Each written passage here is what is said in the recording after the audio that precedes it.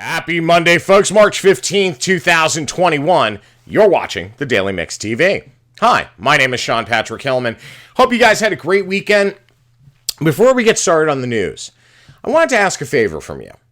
As many of you know, I'm the co-founder of Rock and Rawhide, which is a charity whose mission is to increase the level of adoptions of dogs and cats in shelters and rescues. Now, we do this through promotion of adoptable populations, distraction therapy, and community programming.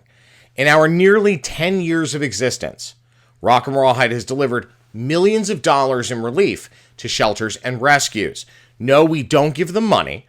Instead, we deliver toys, food, bedding, medicines, and more to these facilities as we promote them. We pull donations from our drop boxes, which we've installed in places like Petco across the city and private veterinary practices and things like that. In the last decade, we have literally helped to change the face of adoption in New York, so much so that the euthanization rate at our city shelter has plummeted to below 5%.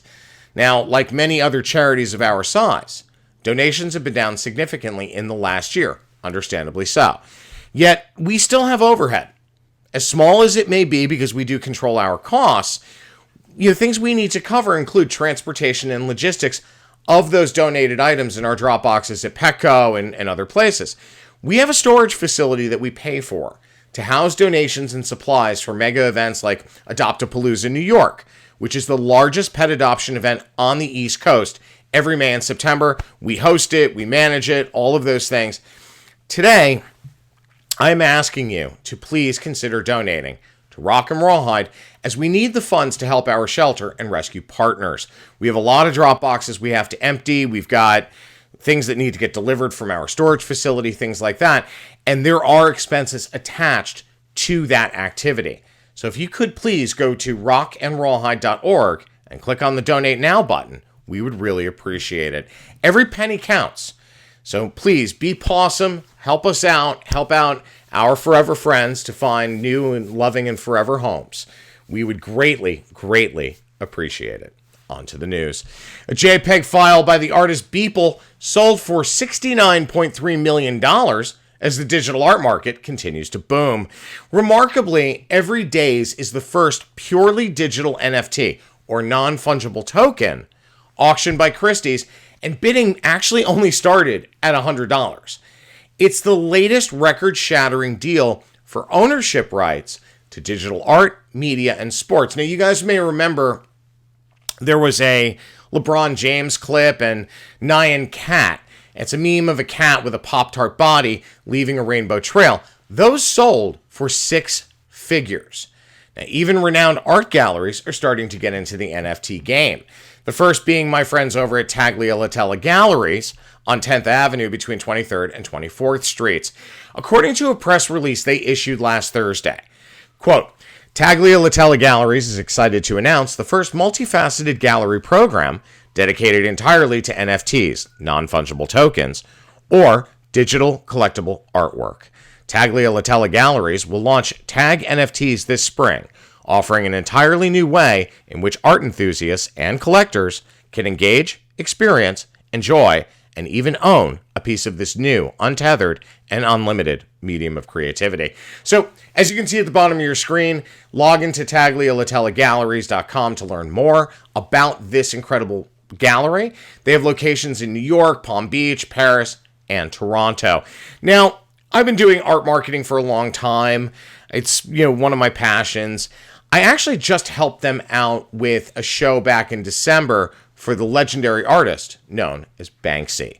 Now, they have an incredible roster of other artists and works, including Mr. Brainwash, Invader, Burton Morris, as well as legends like Warhol, Robert Indiana, Haring, Basquiat, and more. So check that out. Great guys over there. Now, even the music industry is jumping on the NFT trend at this moment. Kings of Leon's new album was just released as an NFT. The industry is looking into the viability of cryptocurrency and more related to NFTs, so keep an eye on that, as it is a trend that will continue to grow for the next couple of years at least. Okay, speaking of the music business, last night's Grammy Awards has proven just how desperate they are. or how desperate they've become rather in the last number of years. Between the near not safe for work performance by Cardi B and Megan Thee Stallion to Beyonce's record win, the Grammys have been desperate to try and stave off an avalanche of noise from cancel culture. That comes after The Weeknd and several other mega artists essentially boycotted the show. Why? I'm not going to dive too deep into this any further than just saying there's a lot of pay-to-play being alleged in Hollywood right now, especially in award show programming. This isn't new. This isn't something we haven't heard before. And again, I'm not going to dive any deeper than that just because, frankly, there are so many things going on here. It's not even crazy. It's beyond crazy. Even so, after experiencing record low ratings last year, which was understandable. I mean, we were at the beginning of the pandemic. Nobody knew what was going on. It looks like the Grammys telecast from last night may have actually sunk even lower, despite the incredible amount of noise and hype around the show this year. Award shows, yes, overall are down. Why? Because they failed to evolve. And we've talked about this. It's like the department stores. They've relied on their history and their brand name to get them through a very soft period. Now, it looks like that's only going to continue. The pandemic unto itself changed a lot of consumer behaviors, and a lot of these people have not been paying attention, especially award shows. From what, where, when, and how we purchase items to our viewing habits, the pandemic has really shifted things. And award shows are not something I think are going to be able to continue in the way they have been. So it's a time for change, folks. Or simply get back to real performances that aren't absurdly gimmicky. And, guys, consumers aren't that stupid. They know they're being targeted. They know you're pulling shtick in order to drive ratings. And they're not going to participate in that. People want to adore their entertainment heroes. They want to relax. They want to dial out. They want to enjoy it. They don't want to hear political speeches or gripes with the world. They just want to dial out. So it's time to get back to that, and then maybe award shows can begin to gain ratings again. The pandemic's been clearing out the cereal aisle lately, with many people stocking up on shelf-stable breakfast options while planning to stay home. That shift from, being at your office to telecommuting has really changed things for a lot of folks. Everybody from the local coffee shop to the bodega to even that, bagel stand that's on the corner of 57th and Broadway in Manhattan. You got a lot of things that have shifted, and cereal sales are one of them. Remember, for a number of years, sales have been on the decline for breakfast cereal. And as I said in the last story, the pandemic has changed a lot of things about consumer patterns. Sales came roaring back with a 9% increase last year on cereal sales alone. And as I've repeatedly stated over the last couple of weeks, nostalgia is skyrocketing right now. As such, demand has gone through the roof for both nostalgic, sugary brands as well as the healthier options. I've seen a lot of programming around cereal because of this. So what I said in the last story in terms of not understanding the pattern shift in consumer behavior and viewing patterns, those kinds of things, that is causing serious problems for retail, for entertainment properties, things like that. With respect to food, especially cereal, these guys have kept an eye on what's going on, knowing that when there's an economic shift, an economic decline, okay, or unfortunately a recessive decline, what ends up happening is people look to comfort items. They look to things that they love, that they smile about when they think of, whether they've got a memory as a child, such as Generation X would, watching, Saturday morning cartoons, eating a bowl of cereal. That has driven demand through the roof from a nostalgia play perspective. Cereal brands have been very smart to also capitalize on the health trend movement in trying to lose that weight that we've all gained while we've been home during the COVID-19 pandemic. So for cereal brands, this is great news.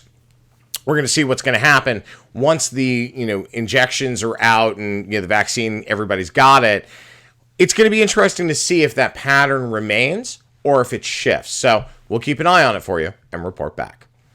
Speaking of nostalgia, Lord & Taylor is making a comeback under new owners. The intellectual property and e-commerce assets of the legendary department store were sold by their bankrupt owner, Le Tote, in a bankruptcy auction back in October.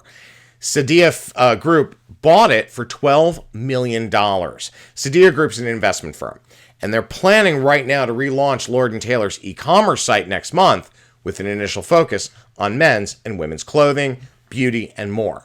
Sadia purchased the rights to Lord & Taylor shortly after closing on a deal to acquire the e-commerce business and all related intellectual property of RTW Retail Winds. That's the parent company of New York & Company. So, oh boy, there's a lot going on with these guys. Lord & Taylor, when Hudson's Bay had basically sold them down the river, you had an interesting shift happen where, they needed to dump the headquarters on Fifth Avenue because they felt that sales weren't enough to sustain. It was too big a footprint for them. I mean, there were a lot of challenges at that time for Lord & Taylor. But you're talking about an American icon, a legendary brand. And for them to treat it the way that they did is how it ended up actually in Le Tote's hands. Le Tote mismanaged it as well. So they had to file for bankruptcy, closing all their locations. I believe the last liquidated location happened last month. I'm not 100% sure on that, so don't hold me to it. But when you look at Lord & Taylor and what Sadia is trying to do, it is very smart. They're taking a cautionary approach to this.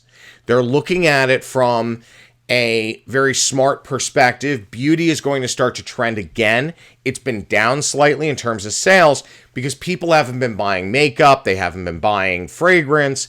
They've been focusing more on skincare. So when you get into what's going on in beauty, which can be a very high margin sale item, it's an intelligent move for them. Men and women's clothing, easy turnkey transactions. So for Sadia, this is a smart move, and I can't wait to see what happens. I'm super excited because I loved Lord & Taylor as a brand.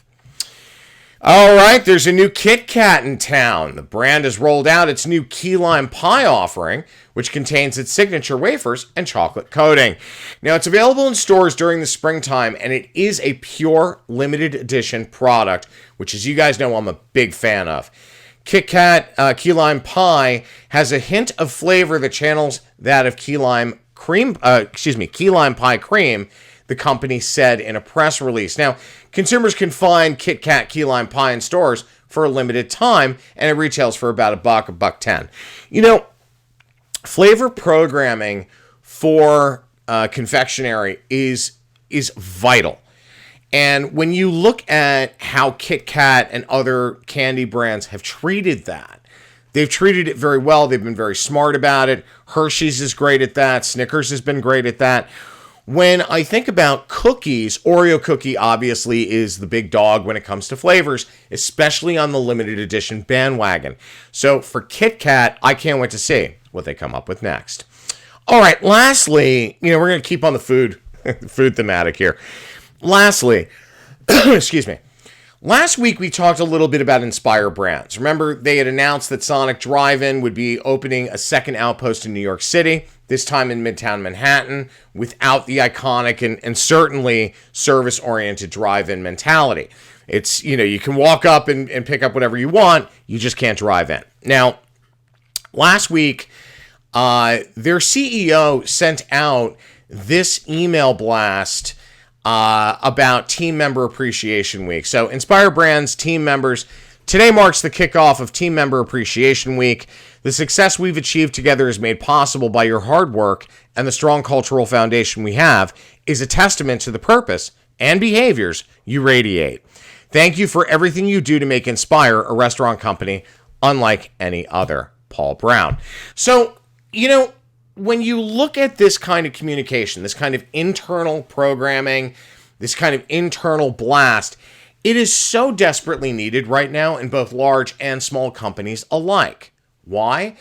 You have so many people who are disenchanted right now with what's going on politically, what's going on economically, what's going on socially. It's crazy. And the only thing you can equate this to is the basically the rise of the so-called Age of Social Awakening, which took place after the summer of '69. Baby boomers pushed that through very, very heavily. Unfortunately, what happened during that time period was a lot of social unrest. You had crime rates skyrocketing well through the 70s into the 80s. Unfortunately, we're going to start seeing similar activity.